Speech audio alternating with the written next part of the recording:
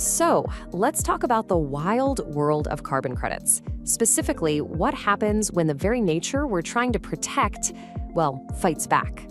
It's a fascinating look at risk, resilience, and a pretty clever financial tool that's designed to keep our climate promises from literally going up in smoke. Okay, let's just jump right into the heart of it with a huge question. You've got companies all over the world buying carbon credits to offset their emissions, right? And a lot of these credits come from projects that protect nature, like a forest. But what happens if that exact same forest burns down? You see, at its core, every single carbon credit is a promise. It's a promise that 1 ton of carbon dioxide has been kept out of the atmosphere. So when a company buys that credit, they're not just buying a piece of paper. They're buying that promise, a verified claim of a real climate benefit. But you know, promises can be broken. And in the carbon market, there's a specific name for this: reversal risk. It's the very real danger that the carbon you paid to store doesn't stay stored. And that just reverses the entire climate benefit you thought you had. This brings us to a really critical idea: permanence. For a carbon credit to mean anything, the carbon it represents has to be locked away for a long, long time. We're talking decades. Often projects have to be monitored for at least 4 years. This isn't just a nice to have, it is the absolute bedrock of a credible offset. And this is where nature's wild side really comes into play. You can have a catastrophic wildfire tear through a forest you're protecting.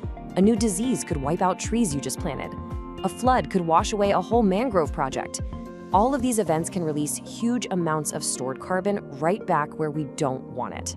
So here's the bottom line. If that 1 ton of CO2 ends up back in the atmosphere, the promise is broken. The credit is basically worthless from a climate perspective. And you can see how this one issue could threaten to undermine the entire carbon market. So how in the world do you solve for something like that? How do you insure a forest against a random act of nature?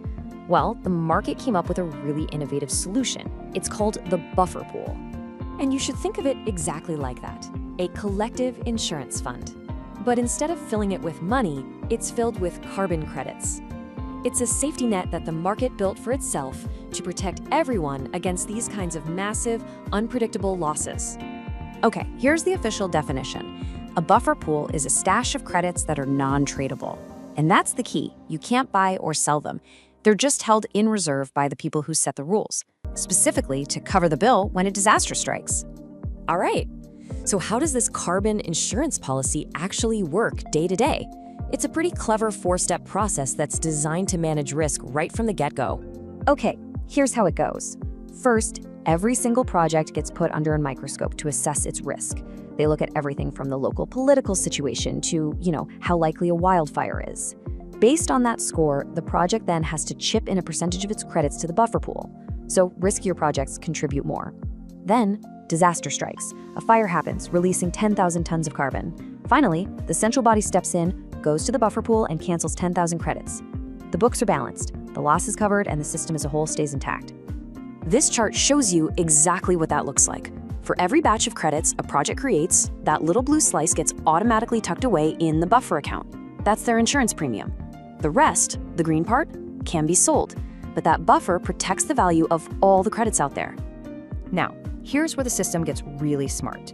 It's designed to hold people accountable, because it makes a huge distinction between something that's truly out of your control and something that isn't. And this is the critical difference. An unavoidable reversal, think a massive natural wildfire. That's exactly what the collective insurance is for. And this has been tested for real. During Oregon's huge bootleg fire in 2021, a big carbon project got hit hard, releasing millions of tons of CO2. So what happened? The buffer pool stepped in and canceled millions of its reserve credits to cover the loss. It worked exactly as designed. But on the other hand, if a project owner breaks their promise and starts illegally logging the forest, that's an avoidable reversal. In that case, the buffer pool doesn't bail them out. The owner is on the hook to replace every single lost credit. So why does all of this complicated carbon accounting matter so much? Because, honestly, this internal insurance system is the glue that holds the whole voluntary carbon market together. It's all about building a system that you can actually trust. When you boil it all down, these buffer pools are what give the market its environmental integrity. They make sure that a credit you buy stays a real climate benefit, no matter what happens to the forest it came from. And that builds the trust that big buyers and investors need to feel comfortable putting serious money into these critical projects. And hey, don't just take my word for it. This recent report from the World Bank Group says it flat out. Insurance is critical. Making these projects less risky is absolutely essential if we're going to scale up investment to the level we need. The buffer pool is really the first and most important layer of that insurance. Which really leaves us with the big multi-billion-dollar question. We know we need these nature-based projects. We also know they're inherently risky. The whole point of safeguards like buffer pools is to manage that risk and make the system durable. The real test now is whether it can build enough confidence to unlock the massive wave of funding our planet so urgently needs.